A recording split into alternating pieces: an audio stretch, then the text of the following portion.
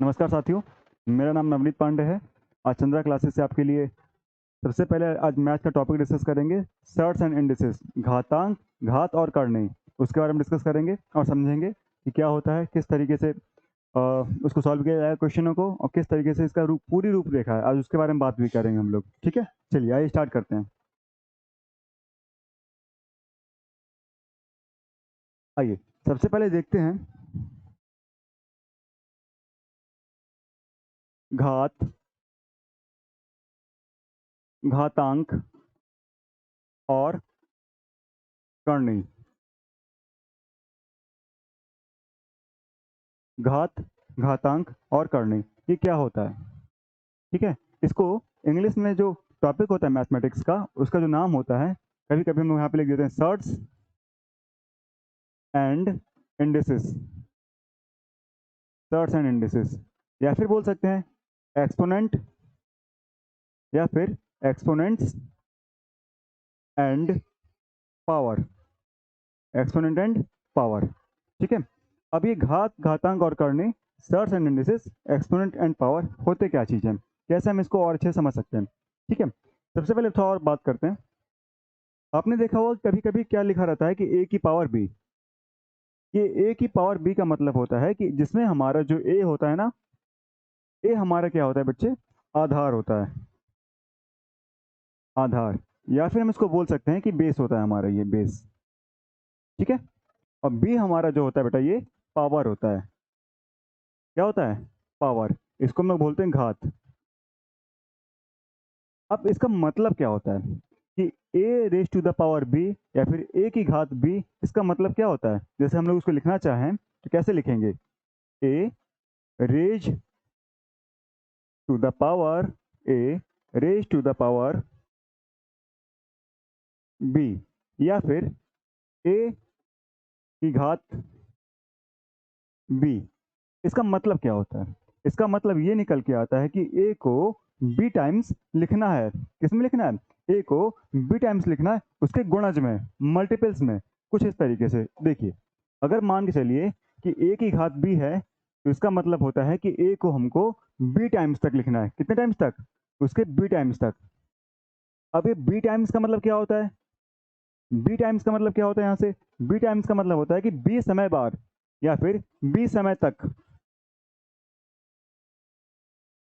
उदाहरण के लिए एक चीज समझ सकते हैं हम लोग। अगर मान के चलिए 2 की घात 5 है। क्या है? 2 की घात 5। तो 2 की घात 5 का मतलब होता है कि 2 को 5 बार उसके गुणज में, यानी 2 गुणे 2 गुणे 2 गुणे 2 गुणे 2, ये हमारा हो गया 2 की घात 5 बार। और 2 की घात 5 का जो मान होता है, वैल्यू होती है, कितनी होती है? 32। तो समझ में हमको ये आया कि अगर हम लोग 2 की पावर 5 लिख देते हैं, तो 2 की पावर 5 का जो आंसर निकल के आएगा, कितना निकल के आएगा? 32। यानी 2 इंटू 2 इंटू 2 इंटू 2। ठीक है, अब हमको ये समझ में आया कि ए की पावर जो बी होता है ना, ए की पावर जो बी होता है, उसका मतलब ये समझ में आता है कि ए को बी टाइम्स तक लिखना है, उसके मल्टीपल्स में। ठीक है, उसी तरीके से अगर आप मान के चलिए एक्स स्क्वायर लिखा हुआ है।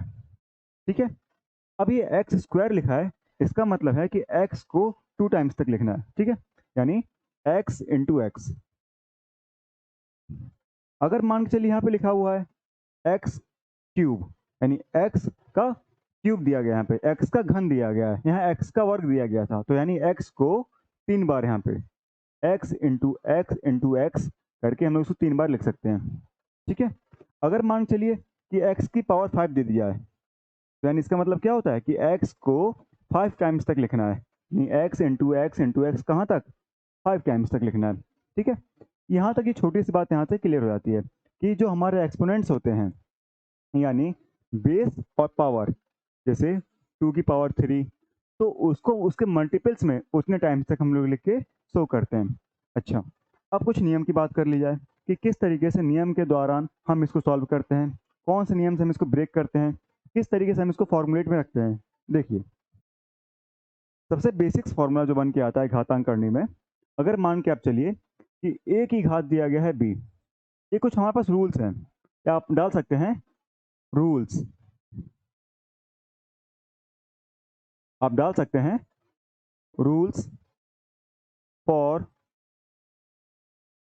एक्सपोनेंट्स, रूल फॉर एक्सपोनेंट्स, या फिर घात के लिए नियम। ठीक है, अब इसका मतलब क्या होता है, देखिए जैसे मान के आप चलिए कि अगर आपको दिया गया है a की घात b, पहला हमसे नियम क्या कहता है, a की घात b, और वहीं पर दिया गया है a की घात c, यानी आप देख पा रहे होंगे कि यहाँ पर हमारे जो आधार हैं, आधार समान है, यहाँ पर भी a है और यहाँ पर भी a है। जब हमारे पास आधार समान होते हैं, जो उसकी घात दिया गया है, घात कौन सी दिया गया है, घात a की b, यहाँ पर b घात दिया गया है, यहाँ पर c घात दिया गया है, यानी जब आधार समान होते हैं तो आपस में घात का योग हो जाएगा, यानी जोड़ हो जाएगा। क्या निकल के आएगा, a की घात b प्लस c। ये कब होगा, जब घात जब हम हमारे पास आधार समान होंगे, तब घात आपस में क्या हो जाएंगी, जुड़ जाएंगी। आगे जैसे मान के आप चलिए उदाहरण के लिए, यहाँ पर दिया गया 2 की घात 5 गुणा 2 की घात दिया गया 7। आप देख पा रहे होंगे कि यहाँ पे 2 की जो घात है ना, यानी जो 2 हमारा है आधार, आधार समान है। जैसे ही आधार समान होता है तो घात आपस में क्या हो जाती हैं, जुड़ जाती हैं, यानी 2 की घात 12। ठीक है, ये हमारे यहाँ से सॉल्व हो गया। अब हुआ क्या, पहला नियम हमसे क्या कहता है, तो पहला नियम हमसे ये बताता है कि जब कभी भी आधार हमारे समान हो जाते हैं, जब कभी भी आधार हमारे कैसे होते हैं, एक समान होते हैं, तो आपस में जो घात उनकी होती है जुड़ जाती है। ठीक है, मैं बिल्कुल मैथ को ना, बिल्कुल जैसे ये जो अभी हम लोग जो टॉपिक पढ़ रहे हैं सर्ट्स एंड इंडिसेस, इसको बिल्कुल मैं स्टार्टिंग से लेके चल रहा हूँ, बिल्कुल स्टार्टिंग से एकदम जीरो लेवल से, कि एकदम जीरो लेवल से कैसे बच्चों को लेके आगे तक लेके जाया जाएगा, कौन कौन से बेसिक्स प्रॉब्लम्स आती हैं। अभी टॉपिक का कोई क्वेश्चन स्टार्ट नहीं हुआ, जस्ट उसको भी समझ रहे हैं हम लोग कि किस तरीके से उसको भी हम लोग आगे पढ़ेंगे, किस तरीके से भी हम लोग उसको आगे और अच्छे से समझ सकते हैं। ठीक है, चलिए अगला हमसे क्या नियम बोलता है, देखिए अगर मान के चलिए कि b की घात यहाँ पे c दिया गया है और d की घात भी यहाँ पे क्या दिया गया है, c दिया गया है, यानी b की घात यहाँ पे c है और d की घात यहाँ पे क्या है, c। आप देख पा रहे होंगे कि हमारे पास यहाँ पे आधार डिफरेंट है, यानी आधार हमारे पास अलग अलग है, लेकिन घात यहाँ पे एक समान है। जब हमारे पास बेस हमारे डिफरेंट होते हैं और पावर हमारी सेम हो जाती हैं और उनके बीच में मल्टीपल होता है, तब क्या होता है कि सबसे पहले इनका बेस का आपस में मल्टीप्लाई हो जाएगा, बेस का आपस में क्या होगा, पहले मल्टीप्लाई, लेकिन जो पावर है हमारी, जो पावर सी है, वो पावर सी हमारी यहाँ पे आके लग जाएगी। ठीक है, जैसे जब हमारे पास बेस आर डिफरेंट और पावर आर सेम, तो वहाँ पे क्या होता है कि जो हमारे बेस का सबसे पहले आपस में मल्टीप्लाई होगा और पावर जो हमारी होगी, पावर हमारे पास आके यहाँ पे लग जाएगी। ठीक है, आगे चलते हैं। जैसे मान के आप चलिए यहाँ पर दिया गया है 2 की पावर 5, तो यहाँ पे दिया गया 3 की पावर 5। आप देख पा रहे होंगे सेम टू सेम बेस हमारे डिफरेंट है और पावर हमारी दोनों 5 और 5 दोनों पावर हमारी कैसी हैं, सेम है, एक जैसी हैं, तो क्या हो जाएगा 2 इंटू 3 कितना होगा, 6, और पावर हमारे पास आ जाएगी 5। ठीक है, यानी इसका हमने आपस में मल्टीप्लाई कर दिया, जिसका आंसर क्या निकल गया है, 6, और जो पावर 5 थी, पावर 5 को हमने यहाँ पे प्लेस कर दिया, पुट कर दिया। ठीक है, आगे बढ़िए, ये हमारा दूसरा नियम था। तीसरा नियम हमसे क्या कहता है, कभी भी घात के ऊपर घात लगा दी जाए, यानी पावर के ऊपर ही पावर आ जाए। जैसे आप मान के चलिए x की power 2 whole power 3 whole power under root. ठीक है, ये हमको दिया गया है। ऐसे क्वेश्चनों को कैसे सॉल्व करेंगे, पहली चीज। दूसरी बात, अगर हमको ये दिया गया है, मान के आप चलिए a की पावर b की पावर c की पावर d, कभी भी जब पावर के ऊपर पावर दी जाती है तो पावर का आपस में क्या हो जाता है, मल्टीप्लाई। कभी भी अगर आपको मान के चलिए ऐसे क्वेश्चनों में जब पावर के ऊपर पावर लगा के दे दी जाए, जब कभी भी पावर के ऊपर पावर लगा के दे दी जाए, तो पावर का आपस में क्या करेंगे हम लोग, सीधे उठा के मल्टीप्लाई कर देंगे। जैसे देखिए यहाँ पर दिया गया है a की पावर b की पावर c की पावर d, तो यहाँ पर हो जाएगा a की पावर b इंटू सी इंटू डी, यानी a की पावर b c d, ये हमारा हो जाएगा आंसर, सीधा सीधा है। अब ठीक उसी तरीके से अब यहाँ पर क्या दिया गया है, ये हमको दिया गया अंडर रूट। अंडर रूट का मतलब होता है स्क्वायर रूट जिसे हम लोग बोलते हैं, और स्क्वायर रूट मतलब वर्गमूल, वर्ग का मूल, इसको हम लोग बोलते हैं वर्गमूल। ठीक है बच्चे, अब ये स्क्वायर रूट बनता कैसे है, किस तरीके से, तो इसके बारे में थोड़ा समझ लेते हैं, एक बार के लिए समझ लेते हैं इसके बारे में थोड़ा सा। आप यहाँ देखिए जरा, कभी आपने ये लगा हुआ देखा होगा इस तरीके से, ठीक है, आपने देखा होगा इस तरीके से। इन दोनों में अंतर क्या है? आपने इस स्क्वायर रूट को कुछ इस तरीके से देखा होगा और कुछ इस तरीके से लगा हुआ देखा होगा। तो इन दोनों में अंतर कहाँ पे आ रहा है? एक्चुअली इन दोनों में कोई अंतर है ही नहीं। क्यों? क्योंकि इसको भी हम लोग स्क्वायर रूट पढ़ेंगे और इसको भी हम लोग स्क्वायर रूट पढ़ेंगे। कभी कभी किताबों में क्या होता है कि यहाँ पर छोटा सा टू लगा के नहीं दिया जाता है, वो नॉर्मली इस तरीके से लिख देते हैं। तो ये भी स्क्वायर रूट पढ़ा जाएगा। इसको बोलेंगे कि एक्स का हमको क्या निकालना है? स्क्वायर रूट निकालना है। यानी एक्स का क्या पता करना है? वर्गमूल निकालना है हमको। यहाँ पर भी हमारे पास एक्स का वर्गमूल ही निकालना पड़ेगा, क्योंकि जो सबसे पहला रूट लगता है, जो सबसे पहला मूल लगता है, वो स्क्वायर का ही होता है, वर्ग का ही सबसे पहला मूल होता है। उसके बाद घन का मूल आएगा, फिर उसके बाद फोर्थ रूट आएगा, 5 रूट आएगा, 6 रूट आएगा, इस तरीके से आगे बढ़ते चले जाते हैं। ठीक है, तो यहाँ पर जो हमको मूल निकालना है, यानी जो रूट निकालना है, किसका निकालना है? स्क्वायर का। ठीक है, अब एक बात जरा समझिए, जो उसका मान होता है किसका, अगर हमको दिया गया है रूट एक्स यानी अंडर रूट एक्स, इसका जो मान होता है, वैल्यू होती है, कितनी होती है? इसकी जो वैल्यू निकल के आती है एक्स की पावर 1/2। यानी जो ये रूट दिया गया ना, इस रूट की जो वैल्यू दी गई है, कितनी दी गई है? एक्स की पावर 1/2। अगर मान के चलिए ऐसा दिया गया हो, cube root of X, X का घनमूल। अब जब हमको एक्स का घनमूल निकालना है, तो जो इसका मान होगा क्या होगा? इसकी वैल्यू क्या निकल के आएगी? एक्स की पावर 1/3। हाँ या ना? ठीक है, एक्स की पावर यहाँ पे 1/2 और यहाँ पे एक्स की पावर 1/3। अगर मान के आप चलिए कि हमको एक्स का फोर्थ रूट दे दिया है, ठीक है, तो इसका मान क्या होगा? इसका भी मान निकल के आएगा एक्स की पावर 1/4। ठीक है, इसी तरीके से अगर हमसे 17th रूट पूछ दिया जाए, 18th रूट पूछा जाए, किसी का भी कितना रूट पूछा जाए, जैसे मान के आप चलिए यहाँ पे दे दिया है 8th रूट ऑफ एक्स, तो इसका क्या निकल के आएगा? एक्स का मान, एक्स की वैल्यू 1/8 निकल के आएगा। हाँ या ना? यहाँ तक क्लियर होता है? ठीक है, अब अपने हम बेसिक क्वेश्चन पर जरा वापस लौट लेते हैं। देखिए, हमारे बेसिक क्वेश्चन हमसे कह रहा था under root X square whole power 3। तो सबसे पहले हम लोग ये समझेंगे कि इसको सॉल्व कैसे करें क्वेश्चनों को। हमको दिखाई तो दे रहा है कि पावर के ऊपर पावर के ऊपर पावर दी गया है, यानी बेस, एक जो हमारा बेस एक्स है, आधार हमारा एक्स है, उसकी घात दिया गया है 2, उसकी घात दिया गया 3 और उसका घात दिया गया 1/2। तो इसको लिखेंगे कैसे? इसको हम लोग बड़ा आसानी से, बड़ा सहूलियत से लिख लेंगे। देखिए, एक्स की घात 2 पहले लिखेंगे, ठीक है, ब्रैकेट बंद, होल घात इसकी 3 हो जाएगी। उसके बाद इतना लिखने के बाद देखिए, इसका मान अभी मैंने क्या बताया? 1/2। तो इसके पूरे का मान कितना निकल के आएगा? 1/2। यानी जो रूट था, ये जो मूल था, इसी मूल का मैंने मान यहाँ पे लिख दिया है 1/2। ठीक है, अब आप समझ पा रहे होंगे कि जब पावर के ऊपर पावर होती है तो पावर का आपस में क्या कर देते हैं? मल्टीप्लाई कर देते हैं। कुछ इस तरीके से देखिए जरा, एक्स की घात 2 गुणा 3 गुणा 1/2। अब आप देखिए 2 से 2 ये आसानी से कट जाएगा, मल्टीप्लाई में हम ऊपर नीचे काट सकते हैं, तो फाइनल आंसर क्या बचेगा? एक्स की पावर 3। ये हमारा सॉल्व हो गया।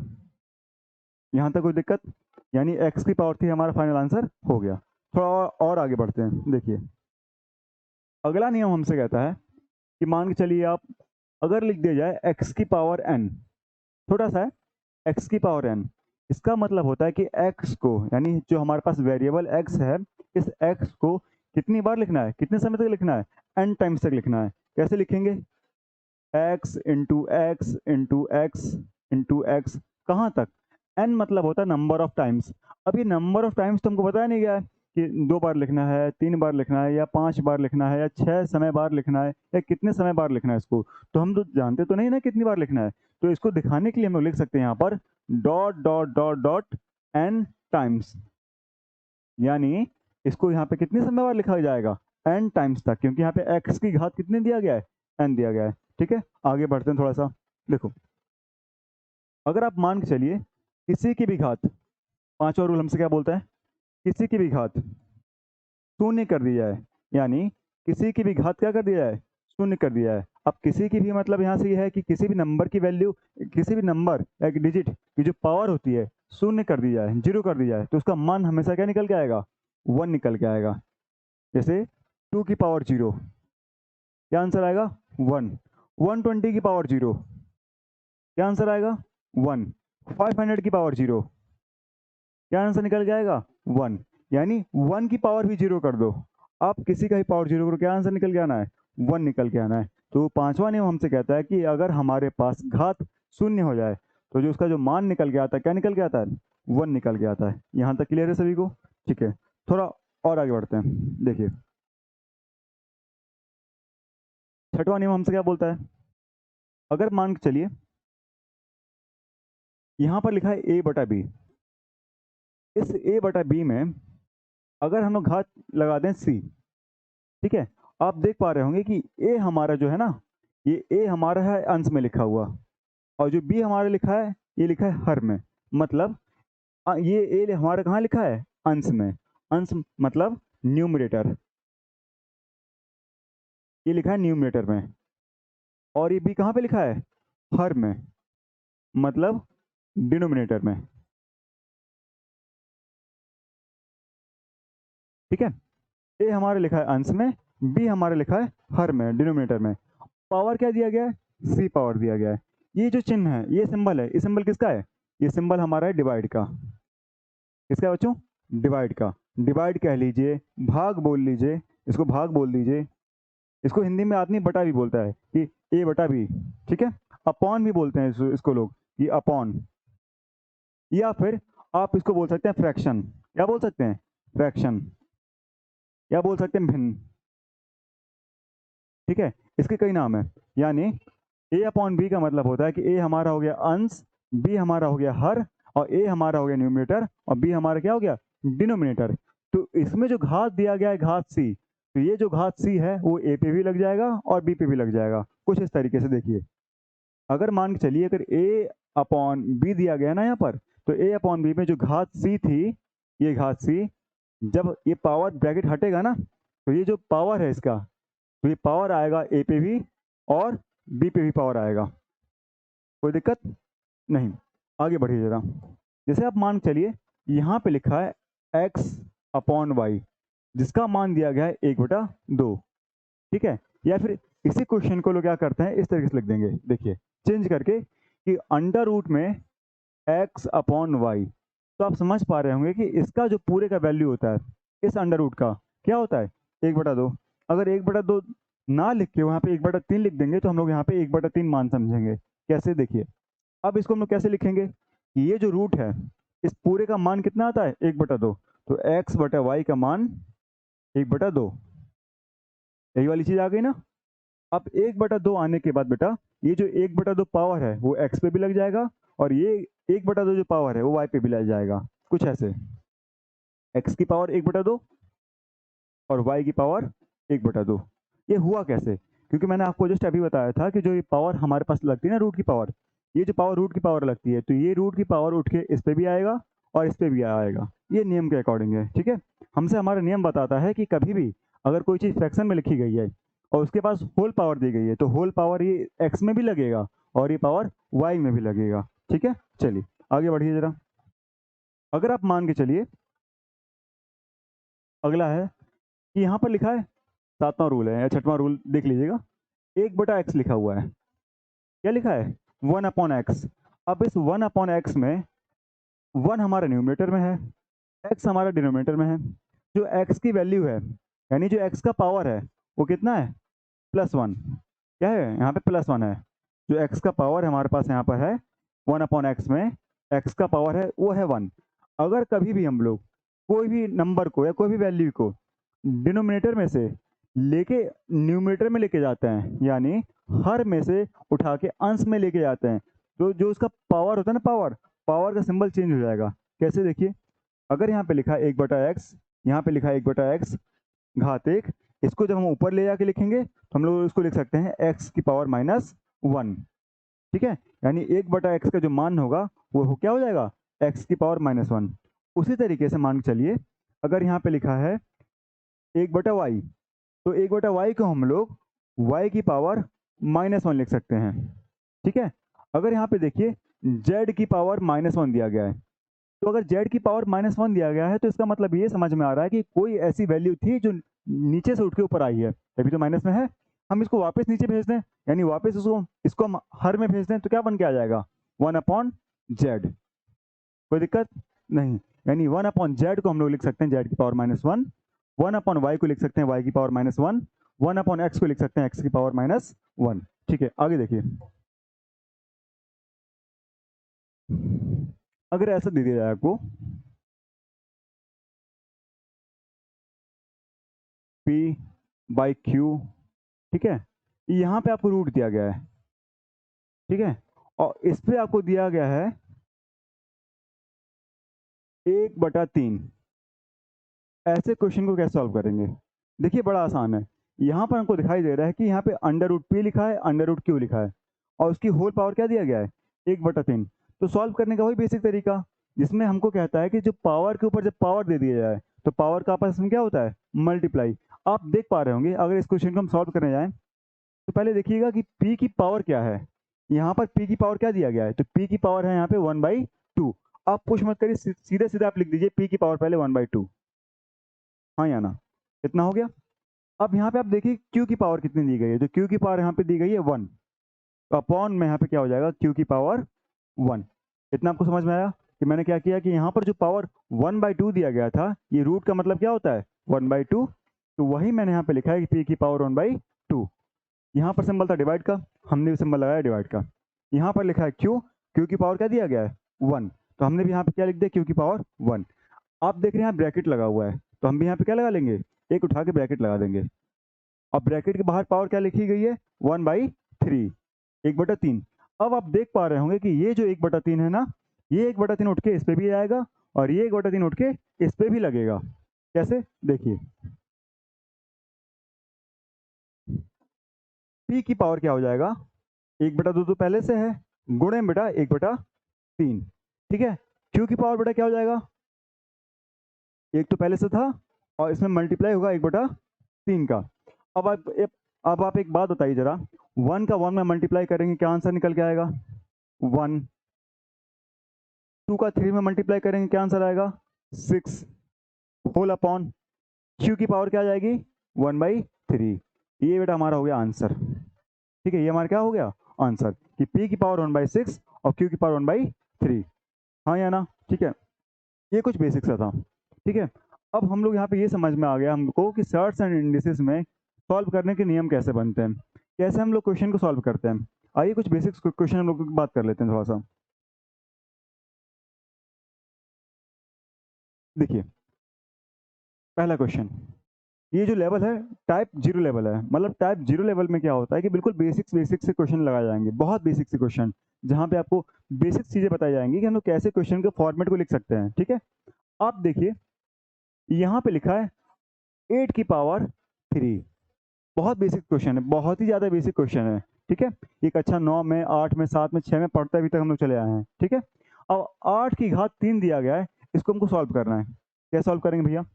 देखिए, अब 8⁻3, 3 मत करिए इसको, यहाँ पे 1/3 करिए। देखिए, 8 की घात दे दिया गया 1/3। अब इसको हम लोग कैसे सॉल्व करेंगे? देखिए, हम इस 8 को क्या लिख सकते हैं? हम इस 8 को इसके फैक्टर में यानी गुणनखंड में तोड़ेंगे तो 2⁻3 निकल के आएगा। कैसे? देखिए, अगर हम लोग 8 का फैक्टर करें, 8 के हम लोग गुणनखंड करें, 2 से कटेगा, 2 चौको 8, 2 दूनी 4, और 2 एकम 2। हाँ या ना? हमने सबसे पहले क्या किया कि 8 के गुणनखंड कर लिए, फैक्टर कर लिए। अब फैक्टर में निकल के आया 2 गुणे 2 गुणे 2, यानी 8 को हम लोग लिख सकते हैं 2 गुणे 2 गुणे 2। देखिए, ये बड़ा आसान क्वेश्चन है। बच्चों, आपको देख के लग रहा होगा कि ये तो बहुत आसान है, पेपर में इतना आसान आता नहीं है। एक्चुअली क्या होता है ना कि सभी की मैथ एक जैसी नहीं होती है। किसी की मैथ थोड़ी अच्छी होती है, किसी की मैथ थोड़ी वीक होती है, किसी की मैथ एवरेज होती है, नॉर्मल होती है। तो मुझको क्या करना पड़ता है, सभी बच्चों को देख के चलना पड़ता है। ठीक है, तो कुछ बच्चे हमारे बेसिक्स में बहुत वीक होते हैं, बहुत ज़्यादा बेसिक्स में वीक होते हैं। तो मेरा काम ये है कि मैं बिल्कुल जीरो लेवल से स्टार्ट करूंगा, बिल्कुल बेसिक्स लेवल से स्टार्ट करूंगा, बेसिक्स लेवल से ले आके एडवांस लेवल तक लेके जाऊंगा मैं। ठीक है, तो यहाँ पर मैंने लिखा है कि 8 को मैंने क्या लिख दिया? 2 गुणे 2 गुणे 2, यानी इसकी घात 1, इसकी भी घात 1, और इसकी भी घात 1। 2 की घात 1, 2 की घात 1, 2 की घात 1। अब आप ये नियम पढ़े थे पहले भी कि जब कभी भी आधार हमारे समान होते हैं तो घात का आपस में क्या हो जाता है? जोड़ हो जाता है, योग हो जाता है। यानी 2⁻3, 1 + 1 + 1 कितना हो गया? 3। तो यानी हम लोग 8 को लिख सकते हैं, हम लोग 8 को क्या लिख सकते हैं? 2 की घात 3। हमने यहाँ पे 8 को लिख दिया, यहाँ पे देखिए 2 की घात 3। और पहले से घात लगी हुई थी कितनी, 1/3। पहले से पावर कितनी दी गई थी, 1/3। आप देख पा रहे होंगे ये 3 से 3 कट हो जाएगा, तो क्या बचा 2 की पावर 1, ये पावर 1 बची रहेगी, ठीक है। तो फाइनल आंसर क्या आएगा 2, क्योंकि किसी की पावर आप 1 कर दीजिएगा तो उसका आंसर वही निकल के आएगा, हाँ या ना। बहुत बेसिक सा क्वेश्चन है, बहुत बेसिक सा क्वेश्चन है, ठीक है। जरा इसका आगे देखिए, इसी तरीके से क्वेश्चन देखिए जरा, 32 की पावर -1/5 ये दिया गया है, 32 की पावर -1/5। अब इस क्वेश्चन को हम लोग दो तरीके से कर सकते हैं। पहला क्या तरीका है, पहला तरीका ये है कि 32 को हम लोग क्या करें, इसके फैक्टर में तोड़ लें। फैक्टर में तोड़ने के बाद इसकी पावर में उठा के हम लोग रख दें, और पावर में रखने के बाद जो ये पावर दिया गया है इस पावर के साथ मल्टीप्लाई करेंगे, हमारा आंसर आ जाएगा। या दूसरा तरीका क्या है इसको, कि सबसे पहले जो इसकी पावर माइनस में दिया गया है इसको प्लस में बना लें, और जब प्लस में बना लेंगे लास्ट में देखेंगे कि हमारा आंसर क्या आ रहा है। चलिए पहले इसी से कर लेते हैं। अगर मान के चलिए, मैंने आपको बताया था, यहाँ देखिए कि कभी भी y की पावर -2 दिया गया है, क्या दिया गया है, y की पावर -2। अगर इसको हम लोग डिनोमिनेटर में भेजेंगे, यानी हर में भेजेंगे, तो क्या बन के आ जाएगा 1/y का स्क्वायर, ये बन के आ जाएगा। जब y की पावर -2 दिया गया है और इसको हम लोग हर में भेजेंगे तो बन के आ जाएगा 1/y का स्क्वायर। अगर मान के चलिए आप y की पावर -5 दिया गया है, इसको हम लोग को हर में भेजना है, तो क्या बन के आएगा 1/y की पावर 5। इसमें तो कोई दिक्कत नहीं है। उसी तरीके से जो ये क्वेश्चन है आप देख पा रहे होंगे, इसमें दिया गया है 32 की पावर -1/5। अगर हम लोग इसको उठा के नीचे भेज दें, यानी नीचे की तरफ शिफ्ट कर दें, तो देखिए क्या आएगा 1/32 की पावर, क्या 1/5 नहीं आएगा प्लस में, 1/5 ये तो आ जाएगा ना, हाँ या ना। कि हमने क्या किया, माइनस की पावर को पहले नीचे शिफ्ट कर लिया, प्लस में बन गया। अब ये 32 को हम लोग क्या लिख सकते हैं, हम लोग इस 32 को क्या लिख सकते हैं, आइए चेक कर लेते हैं। 32 को हम लोग लिख सकते हैं 2 की पावर 5। अब बच्चों को यहाँ दिक्कत होगी, सर ये 32 को आपने 2 की पावर 5 कैसे लिखा। देखिए, तो मैंने आपको अभी बताया था कि 32 को हम लोग क्या करेंगे, इसके फैक्टर कर लेंगे। 32 क्या कर लेंगे, फैक्टर। फैक्टर मतलब होता है गुणनखंड। जैसे 32 हमारे सबसे पहले किसकी टेबल से कट जाएगा, 2 की टेबल से, कितने टाइम, 16 टाइम्स। फिर 2 की टेबल से 8 टाइम्स, फिर 2 की टेबल से 4 टाइम्स, फिर 2 की टेबल से 2 टाइम्स, फिर 2 की टेबल से 1 टाइम्स। अब आप देखिए 1 2 3 4 5, यानी जो 32 के गुणज आए हैं, फैक्टर्स आए हैं, गुणनखंड आए हैं, कौन कौन से निकल के आए हैं, 2 गुणे 2 गुणे 2 गुणे 2 गुणे 2, 5 बार। तो हम लोग इसको लिख सकते हैं 2 की पावर 5। तो वही मैंने यहाँ बताया कि हम लोग 32 को 1/32 को लिख सकते हैं 2 की पावर 5। और पहले से पावर कितनी दिया गया था, 1/5, तो यहाँ पे लिखेंगे 1/5। अब इस 5 से 5 कट जाएगा, तो क्या बचेगा आंसर 1/2। क्या आंसर बचेगा 1/2। जब ये आंसर 1/2 बचेगा तो हम इस 2 को उठा के ऊपर ले जा सकते हैं। देखिए, जब ये आंसर 1/2 बचा है ना, तो इस 1/2 को उठा के हम लोग 2 की पावर, यहाँ पे 1 है, जब ये ऊपर चला जाएगा तो इसको हम लिख सकते हैं 2 की पावर -1। ये हमारा हो गया आंसर। अगर हम इतना भी छोड़ दें तो भी हमारा आंसर सही है, इसको आगे भी सॉल्व कर दें तो भी हमारा आंसर बिल्कुल परफेक्ट है, सही है। यहाँ तक क्लियर हुआ। थोड़ा सा और आगे बढ़ते हैं। देखिए, हमको यहाँ पे दिया गया है 125 की पावर -1/3, 125 की पावर -1/3, माइनस का 1/3, ये हमको दिया गया है पहला क्वेश्चन। दूसरा क्या है हमको दिया गया है 64 की पावर -1/3 -1/3 होल पावर 2, ये दिया गया हमको। तीसरा क्वेश्चन हम लोग क्या दिया गया है, देखिए 625 की पावर -1/2। सेम वही मेथड है, सब कुछ वही मेथड है, ठीक है, वही लेवल है, जीरो लेवल एकदम। इसको करने का तरीका भी वही है कि हम लोग क्या करेंगे, पहले बेस को एक्सपोनेंट के बराबर लेके आएंगे, मतलब बेस को हमारे पावर के बराबर लेके आएंगे। कैसे, अब 125 को क्या लिखा जा सकता है, मैंने बताया था आपको 125 को क्या लिख सकते हैं, तो 125 के अगर हम फैक्टर निकालेंगे मीन्स गुणनखंड निकालेंगे तो निकल के आएगा 5 × 5 × 5, यानी 5 को 3 बार लेके मल्टीप्लाई करना, वो हमारे पास हो जाएगा 125। तो हम लोग 125 को लिख सकते हैं 5⁻3। कोई दिक्कत नहीं। तो हमने बेटा इसको थोड़ा नीचे कर दे रहे हैं 1 मिनट के लिए। देखिए हम लोग 125 को लिख सकते हैं 5⁻3, हाँ या ना। जब मैंने बेटा 25 को 125 को लिख दिया 5⁻3, इसकी होल पावर क्या दिया गया है, -1/3, हाँ या ना। बेटा इस 3 से ये हमारे 3 से ये 3 कट जाएगा, क्या बचेगा 5⁻1। ये हो जाएगा हमारा आंसर। ठीक है, अगर आप इसको नीचे ले जाना चाहें तो लिख सकते हैं 1/5। इसको नीचे ले क्या लिख सकते हैं बेटा, 1/5 ये लिख सकते हैं। कोई दिक्कत?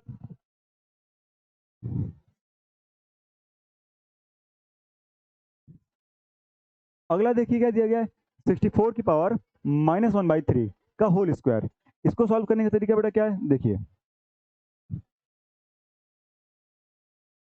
64 को आप क्या लिख सकते हैं कि हमारा जो पावर 3 के सम में बने, मतलब हमारा जो बेस बने ना वो पावर 3 से मिलता जुलता कुछ बने, तो हम लोग 64 को लिख सकते हैं 4⁻3। क्या लिख सकते हैं, 4⁻3। होल पावर इसकी क्या दिया गया बेटा, -1/3, तो यहाँ पे आप भी लिख लीजिए -1/3। देखिए मैंने यहाँ पे ब्रैकेट इसलिए लगाया बेटा कि मैथमेटिक्स में दो ऑपरेटर का एक साथ काम नहीं होता है, या तो एक बार में प्लस आएगा, या एक बार में माइनस आएगा, या एक बार में इंटू आएगा, या एक बार में डिवाइड आएगा। कभी भी किसी भी दो नंबर के बीच में, कभी किसी दो नंबर के बीच में प्लस और इंटू एक साथ नहीं लग सकता है। ठीक है, ये प्लस और इंटू एक साथ नहीं लग सकता है। तो इसी तरीके से यहाँ बेटा माइनस आ रहा था तो मैंने ब्रैकेट लगा दिया। ठीक है, अब जरा आगे देखिए, तो मैंने बेटा बताया 64 को मैंने चेंज किया 4⁻3 में, जो पावर इसका दिया गया था -1/3। पावर क्या दिया गया था, माइनस का 1/3, तो वही माइनस की 1/3 पावर उठा के मैंने यहाँ लिख दिया। अब मेन पावर क्या दिया गया, इसका मेन पावर बेटा दिया गया है 2। अब आप देख रहे होंगे बेटा जब पावर के ऊपर पावर हो तो पावर का आपस में मल्टीप्लाई हो जाता है। अब आप देखिए कि ये 3 से 3 कट जाएगा, जब ये 3 से 3 कट जाएगा तो क्या बचेगा, 4⁻²। ठीक है, 4 की पावर क्या बचेगा, -2। हम इसको नीचे ट्रांसफर कर देंगे तो क्या बन जाएगा, 1/4 का स्क्वायर, और 1/4 का स्क्वायर मतलब 1/16। ये हमारा हो गया आंसर। ठीक है, अब देखिए थर्ड क्वेश्चन क्या था हमसे, 625 की पावर -1/2, 625 की पावर -1/2। अब आप समझ रहे होंगे कि 625 का मतलब क्या होता है। तो 625 का मतलब होता है 25 का स्क्वायर, यानी 25 का जो स्क्वायर होता है, ठीक है, 25 का जो वर्ग होता है, ठीक है, 25 का क्या होता है जो वर्ग होता है वो बनता है 625। तो हमने 625 को लिख दिया 25 का वर्ग। होल पावर क्या दिया गया बेटा, संपूर्ण बेटा घात क्या दिया गया है, माइनस का 1/2, माइनस का 1/2। अब आप देख पा रहे होंगे कि ये 2 से ये 2 कट जाएगा, जब ये 2 से 2 कट जाएगा तो बचेगा 25 की पावर -1, 25 की पावर -1। अब बेटा ये 25 की पावर -1 या तो चाहो यहीं छोड़ दो, या इसको नीचे लेके जाना है तो बन जाएगा 1/25। अगर हम इसको नीचे लेके जाएंगे तो बन जाएगा 1/25, नीचे मतलब हर में, डिनोमिनेटर में। यहाँ तक क्लियर है, आगे बढ़ते हैं बेटा थोड़ा सा।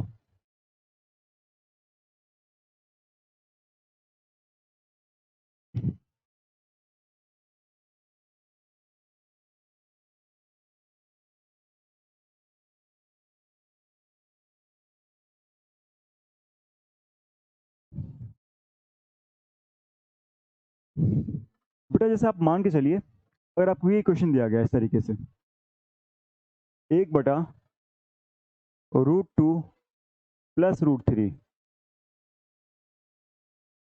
इसको कैसे सॉल्व करेंगे, 1/√2 + √3, इसको हम लोग कैसे सॉल्व करेंगे बताइए।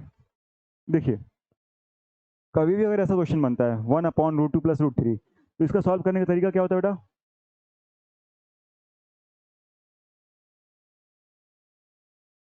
देखिए कभी भी अगर ऐसा क्वेश्चन बनता है 1/√2 + √3, इसका सॉल्व करने का तरीका बनता है बेटा इस तरीके से। हम लोग को इसका करना पड़ता है बेटा परिमयकरण। क्या करना पड़ता है, परिमयकरण। ये क्या हो गया भाई,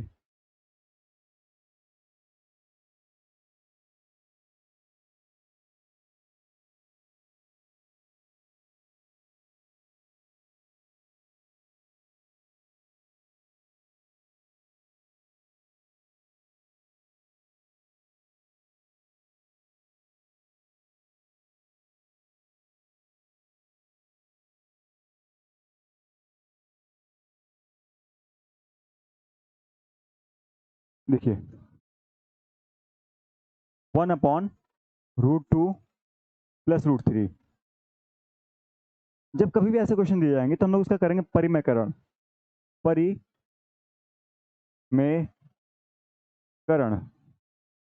अब ये परिमेयकरण कैसे होता है, इसको इंग्लिश में बोलते हैं रेशनलाइजेशन। रेशनलाइजेशन क्या बोलते हैं, रेशनलाइजेशन। इसको करेंगे कैसे, जैसे कभी भी आपको दिया गया है 1/√2 प्लस √3, तो हम इसके कॉन्जुगेट से, कॉन्जुगेट का मतलब होता है 1/√2 प्लस √3 में जो सिंबल है ये प्लस का, इसका जस्ट अपोजिट यानी √2 माइनस √3 अपॉन √2 माइनस √3 का ऊपर और नीचे, यानी न्यूमरेटर में भी और डिनोमिनेटर में भी, अंश में भी और हर में भी मल्टीप्लाई कर देंगे। जैसे ही मल्टीप्लाई करेंगे क्या होगा देखिएगा, √2 माइनस √3 का जब मल्टीप्लाई करेंगे तो बन जाएगा यहाँ पे एज इट इज हमारा √2 माइनस √3। 1 में मल्टीप्लाई करने में किसी भी नंबर का वही वैल्यू आती है, ठीक है। अब यहाँ देखिए आपको दिखाई दे रहा होगा a प्लस बी और यहाँ दिखाई दे रहा होगा a माइनस बी। एक नियम होता है, एक सूत्र होता है, एक फॉर्मूला होता है क्या, कि कभी भी अगर a प्लस बी और a माइनस बी का आपस में गुणा किया जाए, यानी a प्लस बी और a माइनस बी का आपस में गुणा किया जाए तो क्या बन जाता है, a का स्क्वायर माइनस बी का स्क्वायर। कैसे करेंगे, ये हमारे पास देखिए, ये हमारे पास है a, ये हमारे पास है b, ये मेरे पास है a और ये मेरे पास है b। आप देख रहे होंगे a और a समान है, ठीक है, b और b भी समान है, ठीक है, यानी √2 और √2 यहाँ पे समान है, एक जैसे हैं। √3 और √3 भी एक जैसे हैं। बीच में क्या आ रहा है, प्लस और माइनस। यहाँ देखिए a plus B, a minus B, बीच में प्लस और माइनस, इसका सीधा सीधा क्या ना नियम बन के आता है कि a का स्क्वायर माइनस b का स्क्वायर। अब ये रखेंगे कैसे, अब हमारे पास a तो √2 है, तो आप देखिए √2 का जब स्क्वायर होता है ना, √2 का जब स्क्वायर होता है तो ये स्क्वायर से ये वैल्यू कट जाती है, ठीक है, ये स्क्वायर से वैल्यू कट जाती है तो क्या बचे, खाली 2 बचेगा, यानी √2 का स्क्वायर क्या होगा, 2 होगा, माइनस √3 का स्क्वायर क्या हुआ, सेम वही चीज कि जब आप √3 का स्क्वायर करेंगे तो इस स्क्वायर से ये रूट कट जाएगा, क्या बचेगा, खाली 3 बचेगा, तो यानी √3 का स्क्वायर क्या आएगा, 3 आएगा। जब आपका इतना हो जाएगा तो आंसर फाइनल क्या बचेगा, फाइनल आंसर जो आपका बचेगा वो बचेगा √2, देखिए फाइनल आंसर आपका बचेगा √2 माइनस √3, 2 में से 3 जाएगा, माइनस का 1, ये माइनस उठ के हमारा आगे आ जाएगा, तो क्या हो जाएगा, माइनस का √2 माइनस √3 कोष्टक में बटे 1 लिखना चाहे तो लिख सकते हैं। ये हमारा हो गया फाइनल आंसर, ठीक है। अगला सवाल देखिए,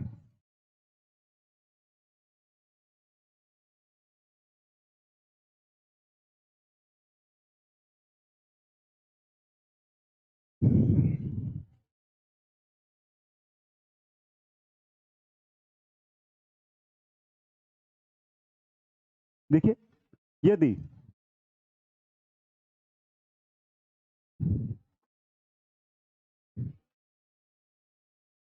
यदि x बराबर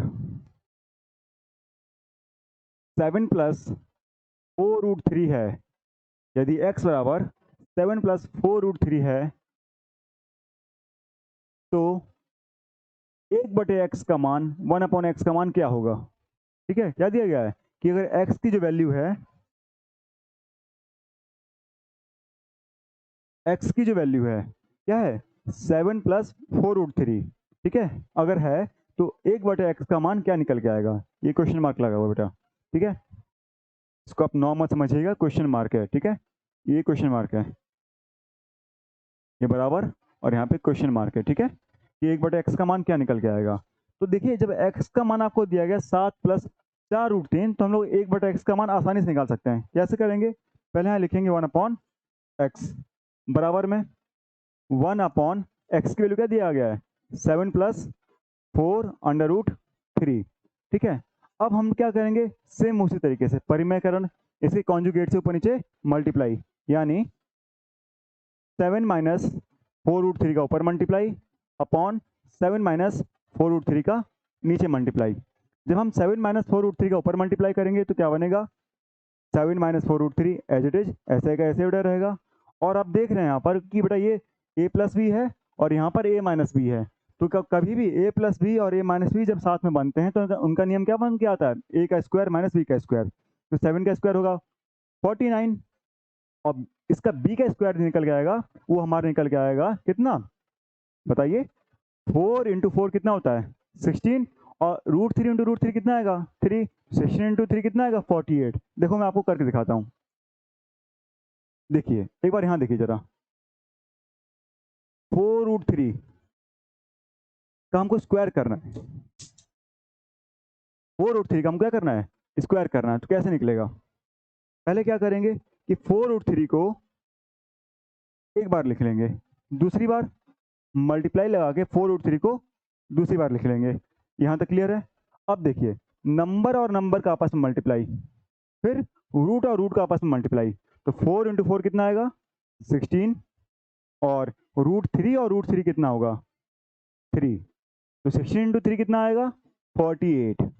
ठीक है, तो वही चीज़ मैं आपको यहाँ पे दिखाना चाह रहा था, देखिए कि 49 इंटू 43 कितना हो जाएगा 49 माइनस 48, हाँ या ना। तो अब आप देख रहे होंगे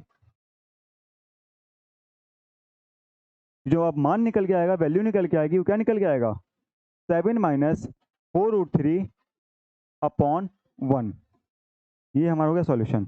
यानी जो वैल्यू निकल के आई है, ये वैल्यू निकल के आई 1/x की, तो 1/x की वैल्यू क्या हो गई 7 माइनस 4√3 अपॉन 1 आप ना भी लगाएं तो कोई दिक्कत नहीं है, हाँ या ना।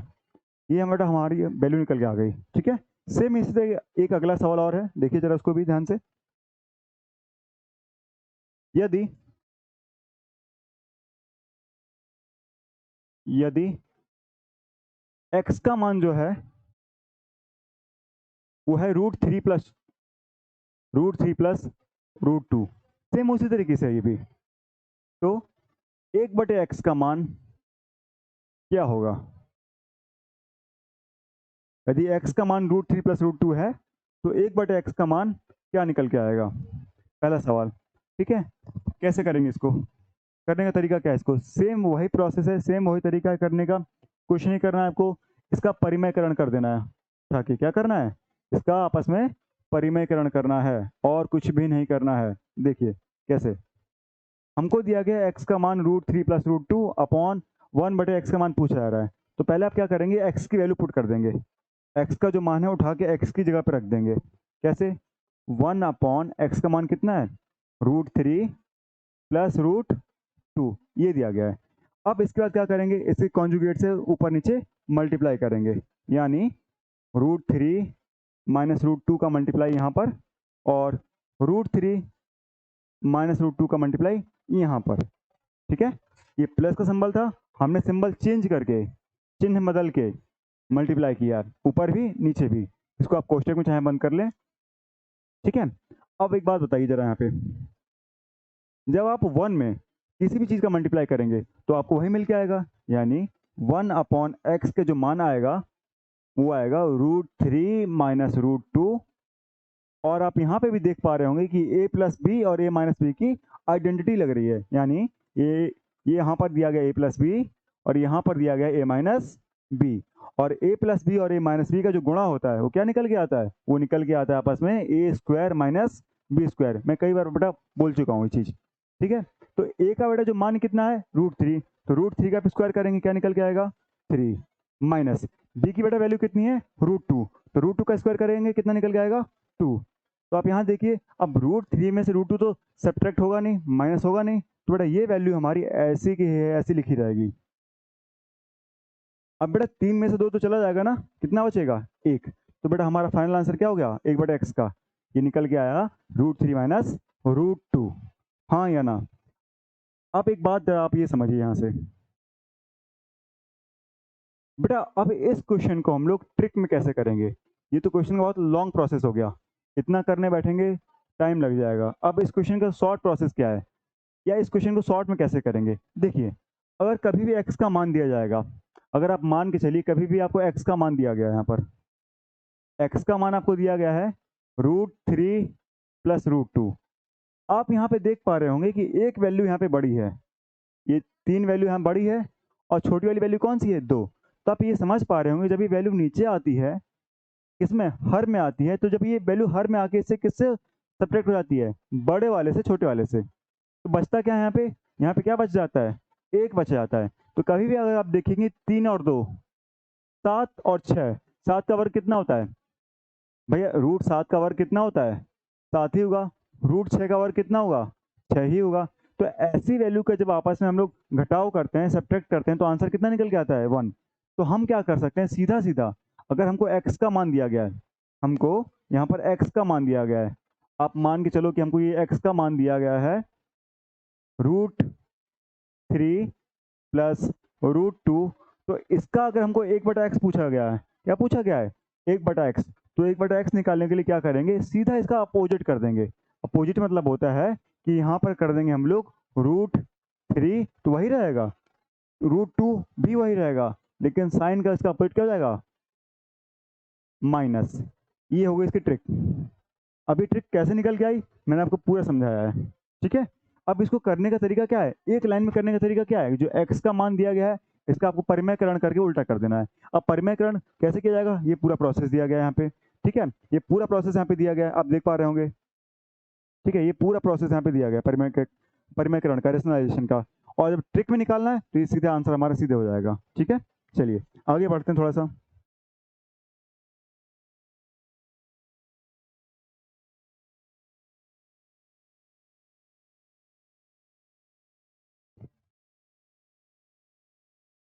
दिया गया है 2 प्लस √3 अपॉन 2 माइनस √3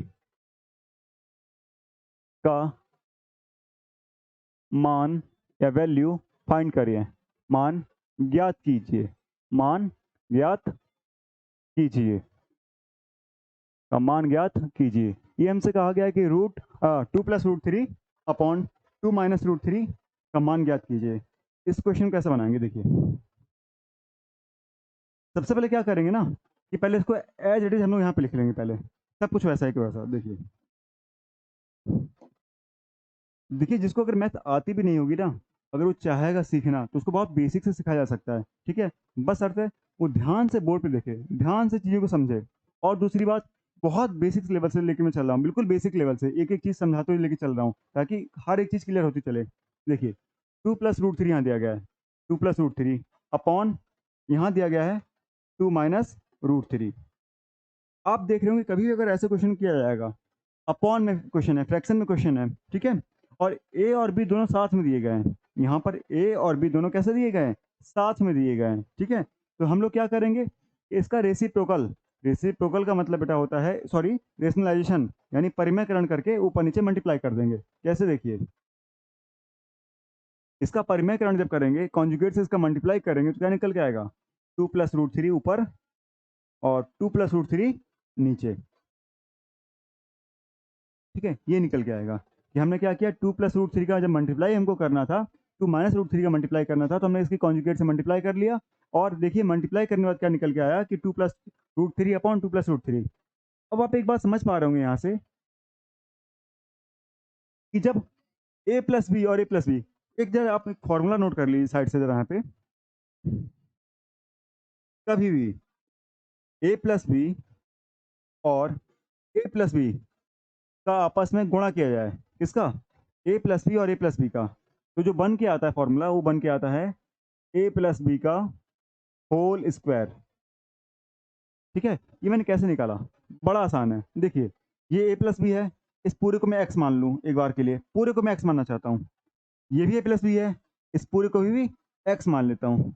बीच में क्या है, गुणा। तो मैंने आपको अभी समझाया था कुछ देर पहले कि जब कभी हमारे पास आधार बराबर होते हैं, क्या होते हैं, आधार हमारे बराबर होते हैं, जो उनकी घात होती है, घात का आपस में क्या हो जाता है, योग हो जाता है, यानी क्या बन के आएगा, एक्स स्क्वायर।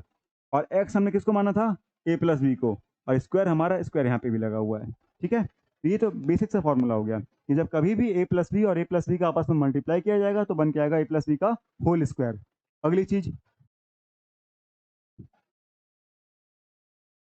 आप देखिए, अगर यहाँ पे दिया गया है a माइनस बी और दिया गया है a माइनस बी, तो बन के क्या आएगा, a माइनस बी का होल स्क्वायर। यानी कभी भी अगर a माइनस बी और a माइनस बी का आपस में हम लोग मल्टीप्लाई करेंगे, गुणा करेंगे, तो क्या बन के आएगा, a माइनस बी का होल स्क्वायर। और अगर कभी भी हम a प्लस बी और a माइनस बी का साथ में अगर गुणा करेंगे या मल्टीप्लाई करेंगे, तो जो बन के आएगा वो बन के आएगा a square minus B square. ठीक है, अब देखिए जरा यहाँ पर हमको दिखाई दे रहा है कि 2 + √3 और 2 + √3 दिया गया है। तो यहाँ पर आपको दिखाई दे रहा है a प्लस बी और यहाँ पे भी दिखाई दे रहा है a प्लस बी। तो जो ऊपर बन के आएगा आएगा वो है 2 + √3 का होल स्क्वायर, पहली बात। अपॉन यहाँ आपको दिखाई दे रहा है 2 - √3 और 2 + √3, यानी a माइनस बी और a प्लस बी। तो यहाँ जो बन के आएगा वो बन के आएगा a square minus B square. हाँ या ना? ठीक है, अब क्या होगा आगे? अब यहाँ देखिए कि a प्लस बी के होल स्क्वायर से हम इसको ओपन कर देंगे, यानी a स्क्वायर, 2 का स्क्वायर कितना आएगा 4, √3 का स्क्वायर और प्लस 2 इंटू प्लस 2 इंटू 2 × √3। ये है क्या ये क्या चीज़ है भैया? ये है 2 × a × b।